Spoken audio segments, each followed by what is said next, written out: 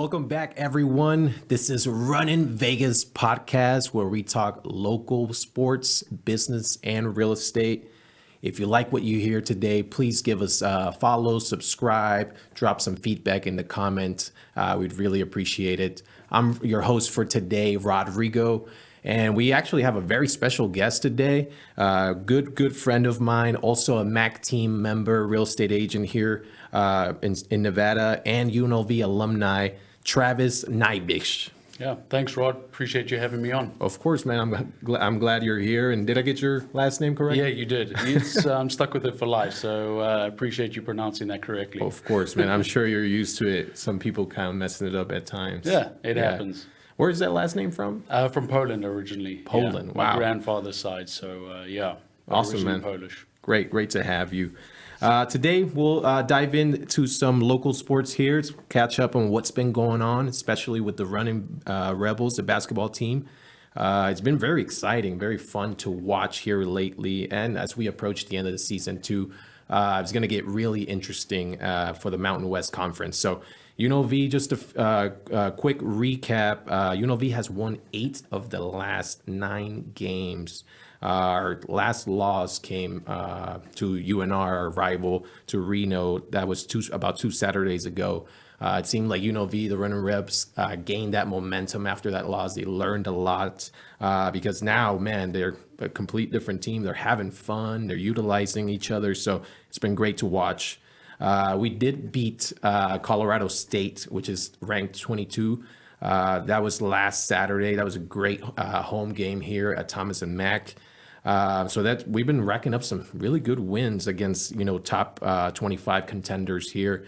We got that Creighton win at the last year in December. We beat University of New Mexico, which is also ranked, and then this last Colorado State, which all have been ranked. Our last game this week was this past Tuesday. It was against Wyoming. It was on the road. It went to overtime. It was a thriller.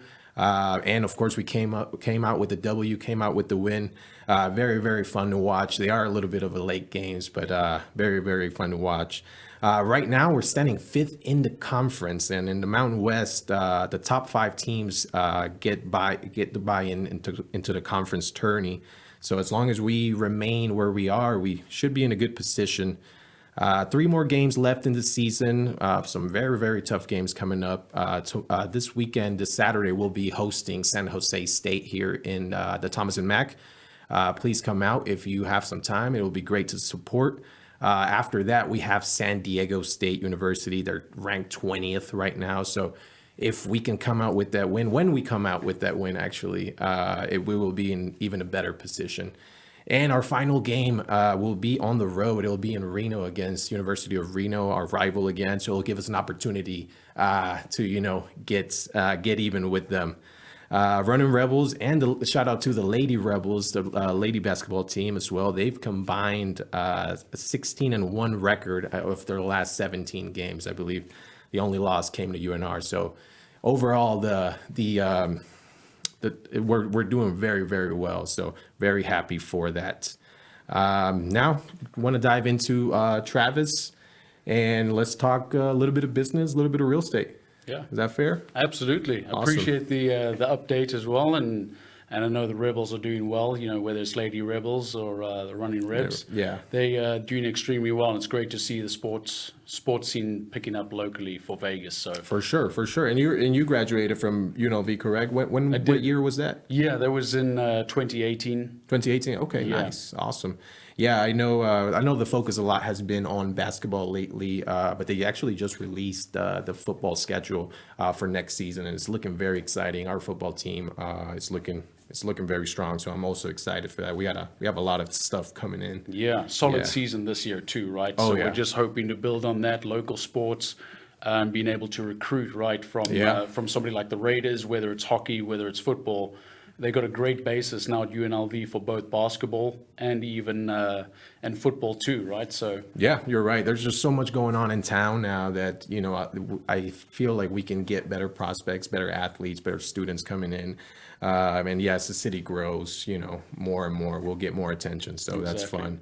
So Travis, tell me a little bit about yourself. When did you move to Vegas? Where are you originally from? I know you have a lot of interesting background, so please. Yeah. So I'm originally from South Africa, moved to Vegas in 2008 due to my father's occupation in the hospitality industry, of course. Okay. Being the entertainment capital of the world, this was the right place to move to. So graduated from Bishop Gorman, went to UNLV, had got a Bachelor's of Science degree there in hospitality management, and so got a really good and solid customer service background. Very proud to have gone and graduated from UNLV, and then had the opportunity to jump into real estate. So, but always been a sports fan, sports fanatic, and of course between lacrosse, football, basketball, baseball, anything, certainly is part of my realm of entertainment in Vegas. Nice, nice. Yeah, that's very interesting background, man. And hospitality, I come from the same background: restaurants, bars, casinos. So I could usually tell when somebody comes from the hospitality background. Well, customer service is always our priority, right? So that's awesome. So you graduated from Bishop Gorman, huh? I did. I always get some, I don't know, dirty looks or sounds if people know that I went there. But I'm proud to have come from Bishop Gorman, at least graduated from there. They got a great sports curriculum, and that's what I was mainly involved in. That's why I initially went to that school. So Okay. but yeah, coming from Bishop Gorman, and of course it's right down the road from where we're at now. Right. And I am giving you some dirty looks as I brought that up. I graduated from Spring Valley High School out here in Las Vegas. So played soccer all my high school career, and Bishop Gorman was always, I would call him my rival because that was best game of the season every time. So no, but you guys, they have an amazing system set up. It's an amazing school. Yeah, Yeah, for sure. and of course Spring Valley being big rivals too. So Yeah. we didn't win all the time, which people think we do, but we don't. We have to lose sometimes to get better, right? Right. In my eyes, you guys did win all the time, but hey, we'll get past that. And so, Travis, I am curious, man. Like, so what made you transition from hospitality, getting a degree, spending time in college, going after that major, and transition into real estate? How did that come about? Yeah, great question. So I had the opportunity to get into real estate in 2021, beginning of 2021. Okay. Always wanted to get into it and jump into it, and I felt like, hey, this was the time. I'm going to obviously study the material, pass the test, and just being able to get into the industry, really understood and took an interest in not just in the fact that I want to be a real estate agent, but understand the process of buying and selling a home, which I knew nothing about. Yeah. But it really is, the knowledge that I've grasped over the last couple of years, and still green to the business overall. But that was my first interest. I want to understand the process. I want to understand what everybody, is buying and selling is going through on a daily basis, because there's so much business happening. Yeah. And now for such a key transition and such a, I suppose, expensive transaction overall that people are going to go through for their lifetime at a minimum once, I want to kind of be a part of that and just have a lot better grasp on how that process worked. Got you. Yeah, that's beautiful. Yeah, it's real estate transactions are a huge emotional roller coaster ride, for owners and buyers. So it's important to be part of that. It's actually very humbling to be part of that, right? So that's awesome to hear, man. So let me ask you a little bit about the licensing, and I know you mentioned passing the test. How was that? Because I know a lot of folks tend to say some, lean some way about the test, lean the other way about the test. How did it, how was it for you? It was probably not what I expected getting into it. A lot of general information overall, but you really had to be thorough in that information and understanding specific parts of it. There's a lot of stuff in it that you don't necessarily use on a daily basis, but it's what you need to understand to pass that test. And then afterwards, I was, I pretty much studied my behind off to make sure that I had passed it the first time, and making sure that I didn't have to do it again. And now getting into it as soon as possible, because I knew what the market was doing. and becoming more familiar with it, I knew that in 2021 was still kind of that cool down market, a strong one, but coming down from COVID was still the opportunity to find business as quickly as possible. So took the shot. I studied really, really hard, probably for about a month and a half or so, and then got my license. And the plan is still to get my broker sales license too. Yeah, that's awesome. That's great to hear. I know a lot of people, a lot of folks, they get very excited, but the test can be very complex at the same time. For me, yeah, it was definitely not what I was expecting as well. Yeah. So Travis, prior getting into real estate, I'm sure, when you were telling people, hey, I'm working on getting my license, I'm studying, I'm sure plenty of people had plenty to say about what they thought about the market. So what was some of the perception you were getting about the real estate business prior to getting licensed and then after getting licensed? You get a mix of opinions. I feel like the majority of the opinions came from people who aren't licensed and aren't in the business. So I looked for that opinion by those that are seasoned agents. Okay. And getting it beforehand, by no means did I get into it because I thought it was going to be easy.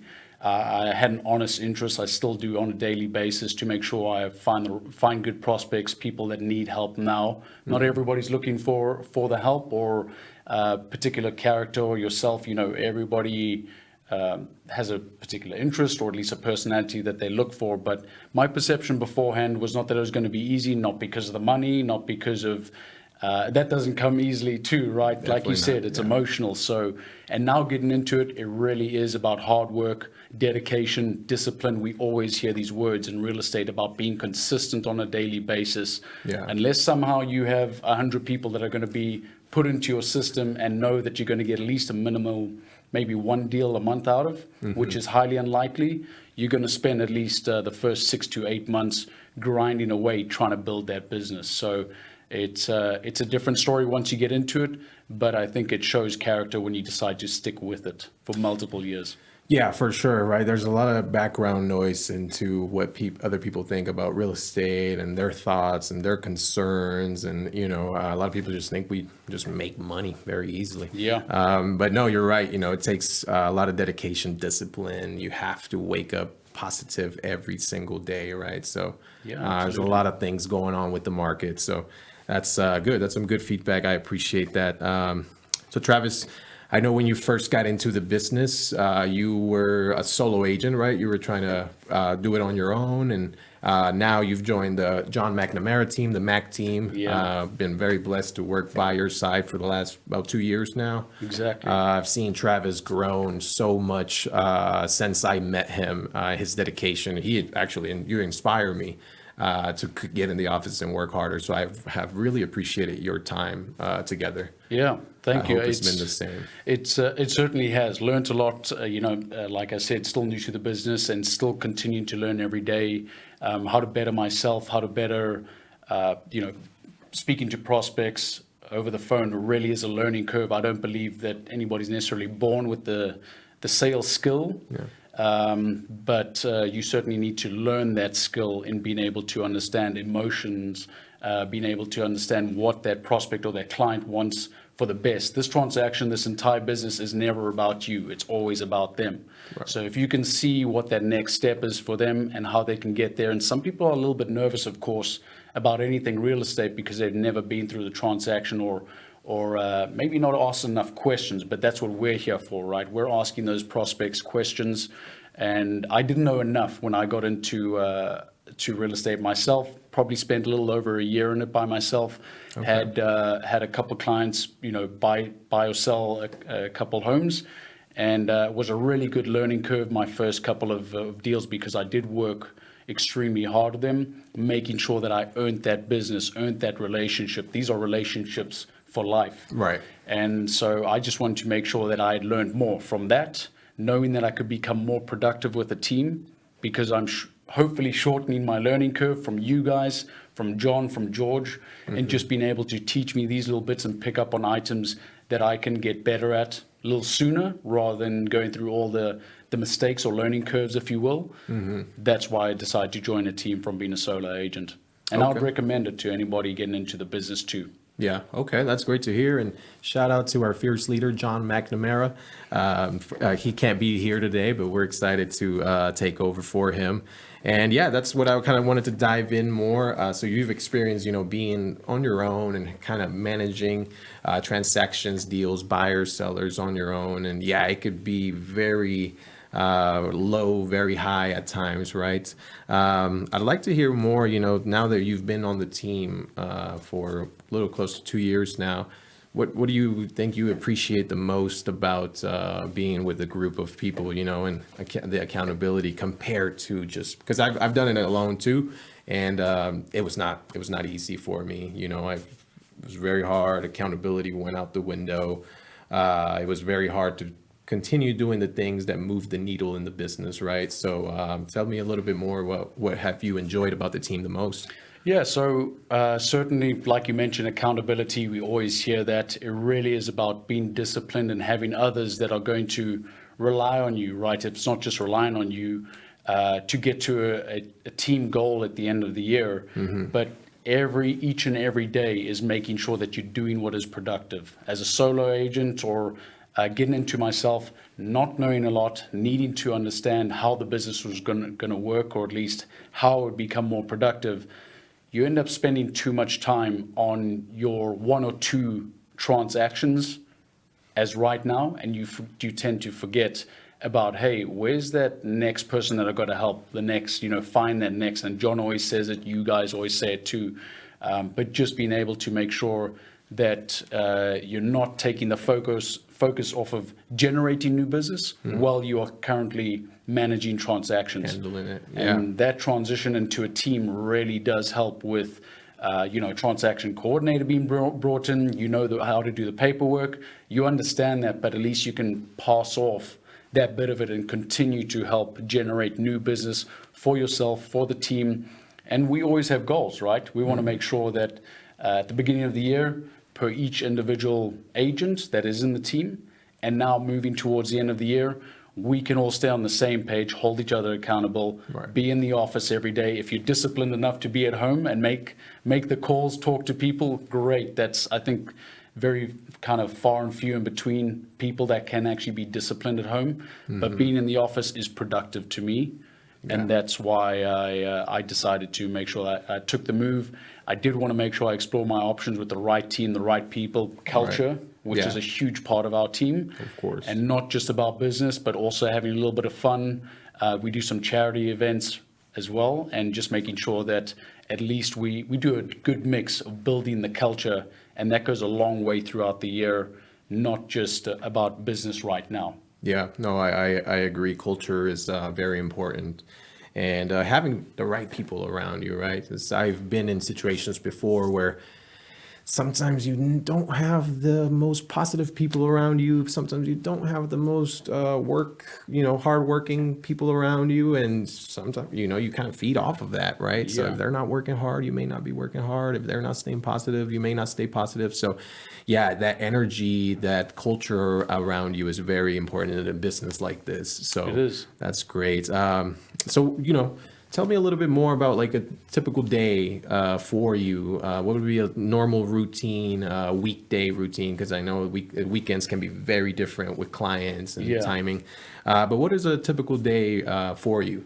Well, I always like to get in the office, 8 o'clock or just beforehand, making sure that I've set myself up, prepared for that day, and just being able to get on the phones, talk to prospects, talk to clients, follow up with clients about where the transaction's at, maybe any adjustments that we need to make to the property, if we've got any feedback. But getting into the office, make sure that we're on the phones, prospecting at least for 3 to 4 hours during the day, and then really set up for a good couple appointments in the afternoon, 2 to 3, and seeing who we can help out, having good conversations, being very focused on who you're speaking to and who you can really help out in the moment, and just understanding how your week goes on, being productive for the first Monday. Obviously, we set up on a Sunday. We always talk about it as a team. We don't start our day on the Monday. It's always prepared for on the Sunday. Right. So we've already got all our our appointments, or at least should be appointments, set up on the Monday.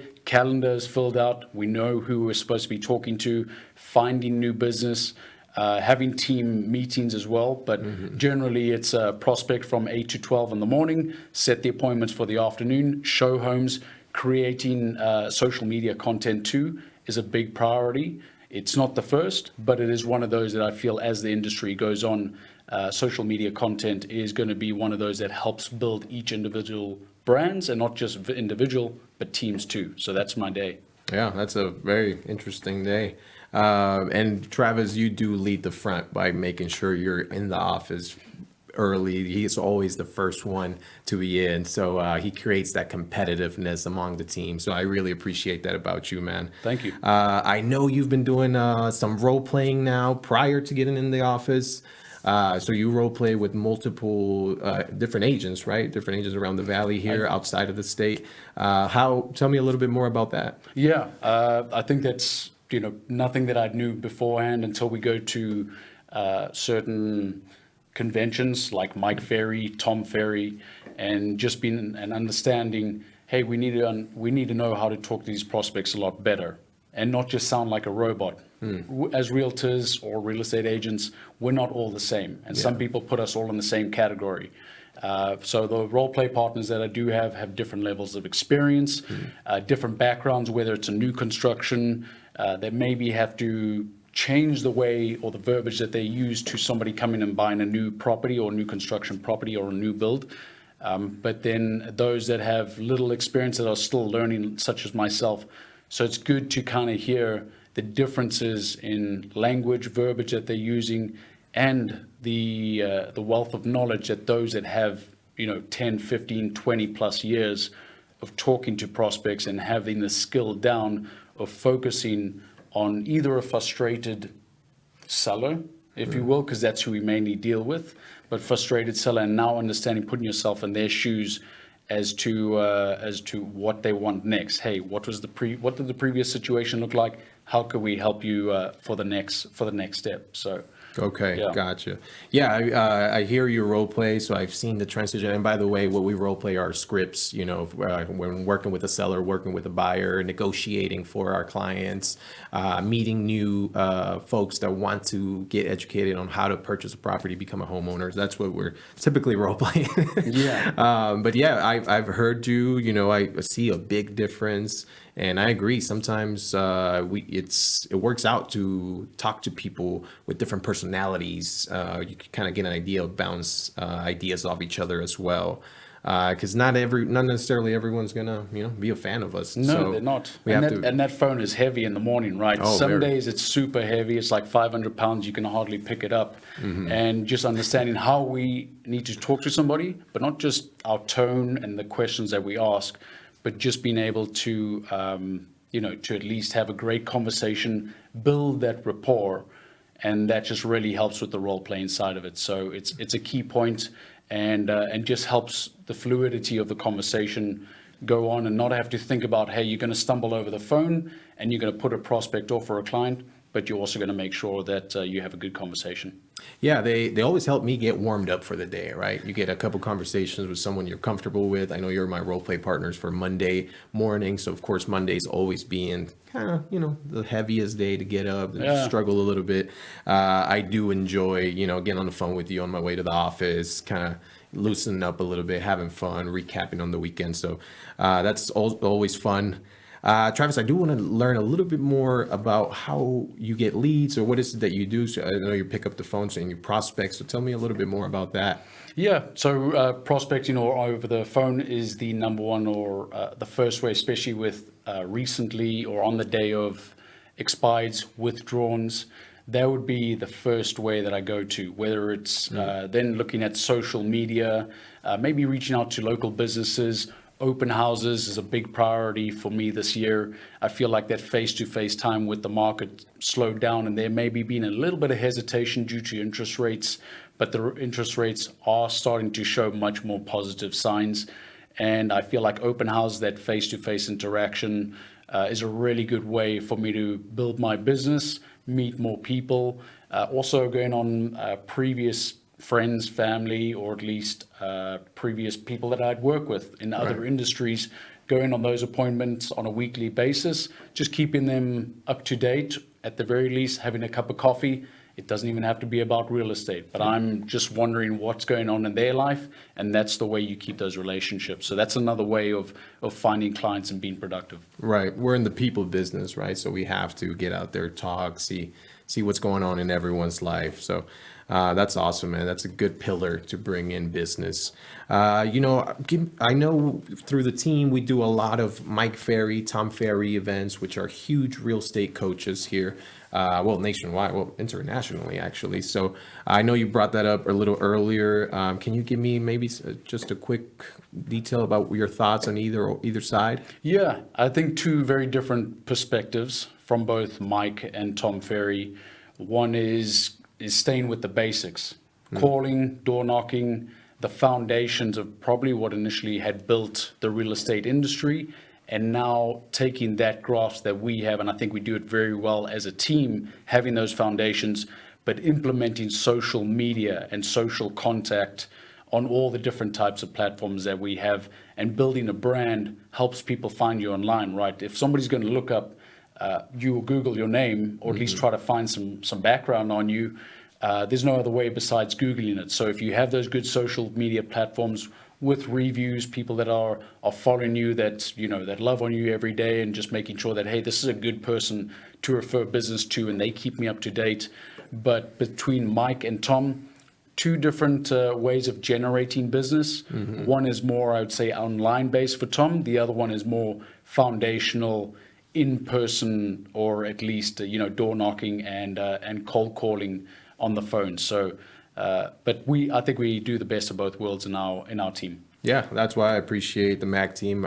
We kind of lean on both sides and just make it our own. So that's very powerful. And Travis, I do want to give you a shout out. I know you recently became a father, so I wanted to give a shout out to Lydia at home and Kendra at home, the family. We really appreciate it. And tell me a little bit about that. How's the dad life been, and with business, and now you're up very different hours of the day? Yeah, so very different. Now it's not about us at the moment, and I've got an amazing wife, and now we've got an amazing daughter, and slight adjustment to the schedule, right? And even it's not about the daily schedule, really. It's trying to make sure that we figure out the nightly schedule, so that at least I'm productive for the next day. I've got a job to do the next day, but paying attention to my daughter now as well, and making sure I'm helping my wife with the process too, because it's a lot of work. It's a lot of maintenance, and it takes a little bit to kind of get used to, especially that first month that we had, which she was born in December, and throughout, middle of January, it was a figuring out situation, but now we're in a much better routine. So that's awesome, man. I'm very happy for you guys. Happy for the family. I know a lot of things could come up and change, so I'm happy about that. And I really appreciate you joining me today. We have a lot of good feedback for any people looking to get licensed, any new agents, any agents that have been in the business solo and are considering a team, or vice versa. So I hope we have provided a lot of good information for you guys. If you guys want to talk to Travis directly, please, he's available through text, social media. You guys can always contact John, the team leader, as well. I really appreciate your time. I want to take a moment to wrap this up and thank our guests at home. Thank you guys for listening. Please subscribe. Let us know, any feedback. Drop a comment. Send a smoke signal. I don't know, but let us know. But thank you so much for being here, man. Yeah, awesome to be on and share some information. And I'm still learning, so it's a work in progress. Hey, we're gonna get out there. It's gonna be a great year. Thank you guys for joining Runnin Vegas podcast.